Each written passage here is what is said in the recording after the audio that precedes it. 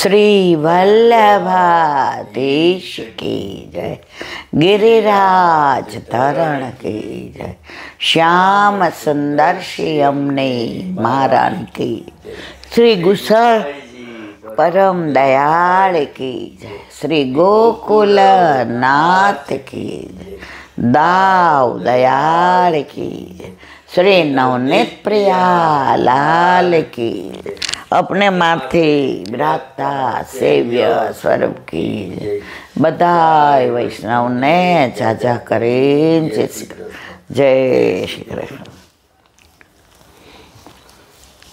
શિયાળાના દિવસો, શીત ઋતુ. હવે ધીમે ધીમે દિવસ લાંબો થશે અને રાત્રે ટૂંકી થશે. હજી તો શિવ શિવ કરતી ઠંડી જશે. મા મહિનામાં વસંત પંચમીના આવવાની તૈયારી. પ્રભુ સાક્ષાત છે એની પ્રતીતિ આજની તારીખમાં આજે પણ કરાવે છે. એની વાત કરું તમને. એક વૈષ્ણવ આવ્યા હતા, યુગલ સ્વરૂપ. મને કહેલા, બેન પ્રગટ કરે રસ જાય, તમે મારું નામે ન દેતા અને કોઈને કહેશો નહીં, પણ નામ દીધા વિના મારા વાત કરવી છે. એમને એવી જગ્યાએ જવાનું હતું કે કોઈ એમના કઝિન એક્સપાયર થઈ ગયા હતા, એટલે હવે દૂર, એટલે સવારે જઈને સાંજે આવી શકાય એવું નહોતું.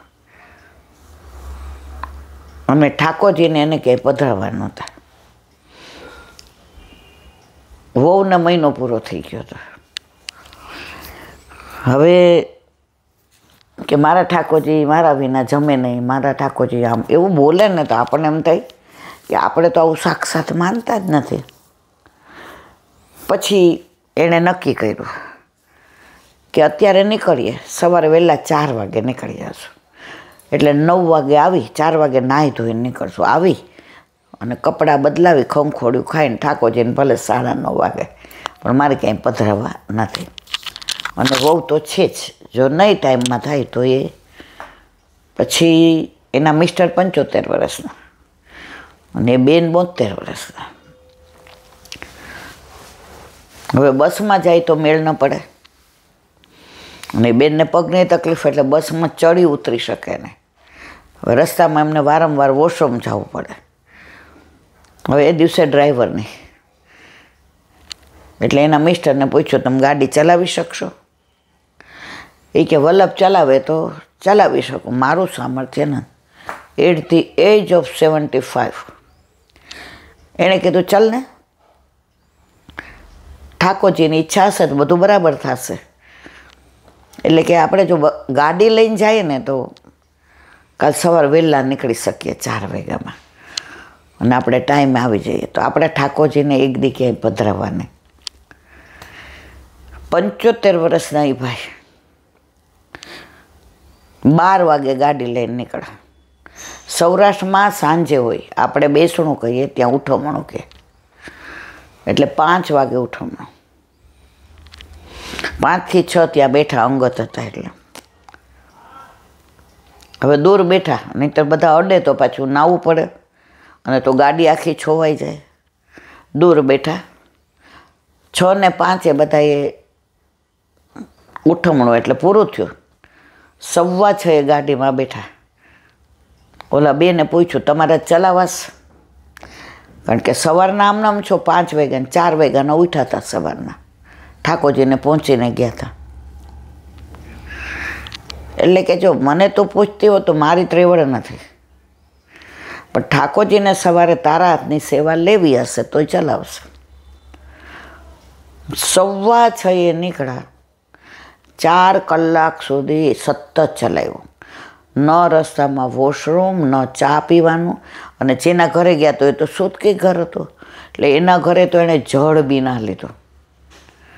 અને આખા રસ્તે વલ્લભ વલ્લભ શ્રીમદ વલ્લભ, વલ્લભ વલ્લભ શ્રીમદ વલ્લભ. અને કૈલાબેન આખા રસ્તે ટ્રકની એટલી લાઈનો કે આખા રસ્તે જીવ ઊંચો રહે. પછી એમ થાય ઊંચો રાખો ઇટ મીન્સ મને ઠાકોરજી ઉપર અવિશ્વાસ છે. પછી 4 કલાકે મેં કીધું, એ બેન કે હવે વોશરૂમ જવું પડશે, જેને કલાકે જવું પડે. અને એના લીધે એ બસમાં ન ગયા અને બસમાં ચડાઈ ઉતરીને 4 કલાકે વોશરૂમ ગયા અને ઘરેથી ને ચા લાવ્યા હતા થર્મોસમાં, એ પીધી. કારણ કે રસ્તામાં પીએ, ઉબડ ખાબડ રસ્તા હતા, કપડાય બગડે ને ગાડી બગડે. એટલે એના વરે કીધું મારે રિધમ આવી ગઈ છે, આટલા બધા ટ્રક ને આટલો બધો ટ્રાફિક ને. 75 વર્ષના એ ભાઈ, શું એને પગ નહીં દુખ્યા હોય, શું એને હાથ નહીં દુખ્યા હોય, પણ એના મનમાં એક જ તમન્ના હતી કે મારા ઠાકોરજી મારી રાહ જોતા હશે. ઘડી ઓલા બેન પૂછે, તમારા પગ દુખે છે, તમારા હાથ દુખે છે? મને કાંઈ નથી થતું, તું મારી ચિંતા કરમાં, મારી ચિંતા વલ્લભ કરે. આ સ્ટીયરિંગ મારા હાથમાં નથી. આજે 75 વર્ષે મને એટલું રિફ્લેક્શન પડે છે અને આજુબાજુ ટ્રકથી ઘેરાયેલા છે, ચલાવે છે વલ્લભ. એટલે તું ડર નહીં, તું ટેન્શન કરવા, તને બીપી વધી જશે. ઠાકોરજી તારા હાથની સેવા લેવી હશે. બરાબર 10:15 ઘરે આવ્યા, નાયા ધોયા, બધા કપડાં બોળ્યા અને ચા ને ભાખરી ખાધા. અને સવારે કે ઠાકોરજીને મેં કહ્યું કે તને મારા વિના નહોતું ગમતું ને, એટલે તને શ્રમ પડ્યો ને, ગાડી તે ચલાવીને, અને વહુ બી ટાઈમમાં ન થઈ. બધી વ્યવસ્થા કોણે કરી? વલ્લભે, ઠાકોરજીએ. અને ઓલા ભાઈને પૂછ્યું સવારે, તમને કાંઈ તકલીફ છે? એ કે મને કાંઈ તકલીફ નથી. હા, થાક લાગ્યો છો. 75 વર્ષે એનો દીકરો કે પપ્પા તમે તો યુવાનોને શરમાવે, 11 કલાક ગાડી ચલાવી, 5 કલાક જવાના અને 5 સાડા 5 કલાક આવવાના. તો આ બધું કોણ કરે છે મારા વાલા? આ માણસનું સામર્થ્ય છે 75 વર્ષે ગાડી ચલાવવાનું અને 11 કલાક ગાડી બેસી રહેવાનું. સવારના 12 વાગ્યાના બેઠા હતા, સાંજે રાત્રે 11 વાગ્યા સુધી ગાડીમાં. આ બધું કોણ છે? તો આજની તારીખમાં પણ આવું બને છે. આ સાનુભાવ નથી તો બીજું શું છે? પણ માણસ પોતે હોશિયારી કરે. હું જે 75 વર્ષે યુવાન છું, પણ એના વર સતત બોલતા હતા, સ્ટીયરિંગ મારા હાથમાં નથી, સ્ટીયરિંગ મારા વલ્લભના હાથમાં છે. તો જેને વિઠ્ઠલ નાથ વિચારે રે, એને પ્રગટ પદાર્થ ચારે રે. તો આ તો હજી 2-3 દિવસનો જ દાખલો છે. અને એનું નામ દઉં તો એને બધા જ ઓળખે, પણ પ્રગટ કરે રસ જાય. એ એટલા થાક્યા હતા તો આજે આપણા ઘરે આવીને બધી વાત કરી. કેલાબેન હું કાયમ એવું કહેતી કે અમને તો કાંઈ સાનુભાવ નથી થતો, અમને તો કાંઈ સાનુભાવ નથી થતો. તો આ સાનુભાવ નથી? ગાડી ચલાવવાવાળા કોણ છે? અને આટલા ટ્રક, આટલો ટ્રાફિક, અને રાતના દેખાય ને રિફ્લેક્શન પડે. તો રિફ્લેક્શનમાં તમને જીવનનો રસ્તો બતાવવાવાળો વલ્લભ જ છે.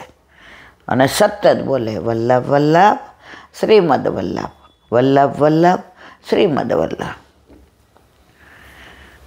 અને બે એટલા સ્વસ્થ. બીજા દિવસે ઠાકોરજીને આનંદથી ને પહોંચ્યા અને ઠાકોરજી જોઈને રાજી થઈ ગયા કે મારે તો તારા સિવાય કોઈ નહીં. પણ જો આપણે ઠાકોરજીને સાક્ષાત માનીએ છીએ તો એ સ્ટીયરિંગ હાથમાં લઈએ. બાકી આપણે તો નાની નાની વાતમાં શરદી થઈ ગઈ છે ને ઠાકોરજીને બીજાને ઘરે પધરાવો તો ઠાકોરજી કે એ મને મૂર્તિ માને છે, તો મારે કાંઈ એને જતાવવાની જરૂર નથી. હમણાં અઠવાડિયા પહેલાં જ એક બેન લગ્નમાં ગયા, આજુબાજુમાં 25 વર્ષ, તોય બંટાજી ભરીને ગયા કે મારે કોઈને ઘરે. તમે તમારા મહિનાના કે 6 મહિનાના છોકરાને ઘરમાં 2 દિવસની બોટલ ભરીને જાઓ છો, 2 દિવસનું પાણી ભરીને જાઓ છો, કેમ? હાય અરે શાકવાળો લારીવાળો બહાર આવ્યો હોય ને છોકરો અંદર સૂતું હોય ને તો લારીવાળાને કહીએ છીએ કે ભાઈ મને જલ્દી આપી દે ને, મારો બાબુ સૂતો છે અંદર. આપણને એમ થાય ક્યાંક હા ચડી જશે તો, ક્યાંક બહુ રોશે તો, જાગી જશે તો.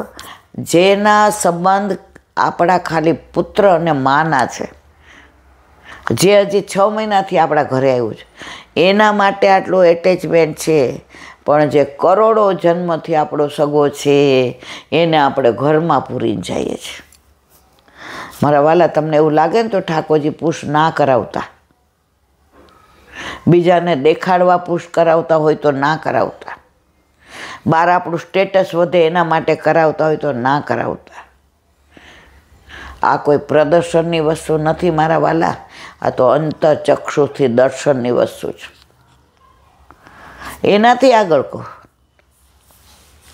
એક બેને ઇન્ટરકાસ્ટ મેરેજ કર્યા, હવે બેન વૈષ્ણવ અને ઓલા ભાઈ બીજી જ્ઞાતિના.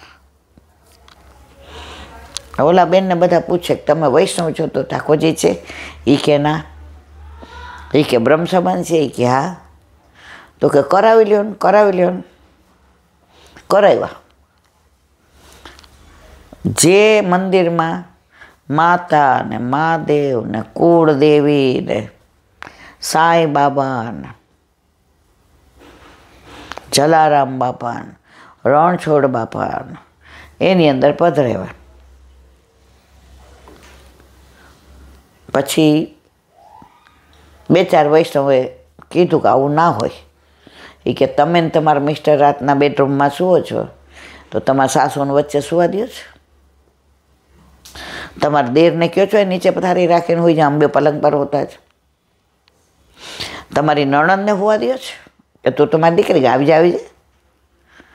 ગમે એવું હશે, જે મારે દીકરો રાતના સૂતો હોય ને નાનપણમાં, એ બારણું બંધ કરી દેશે દીકરો કે મારી માં છે ને મારે મર્યાદા જાળવવી જોઈએ, કે મારી માની હાજરીમાં મારે મારી વાઈફ સાથે ન સુવાય.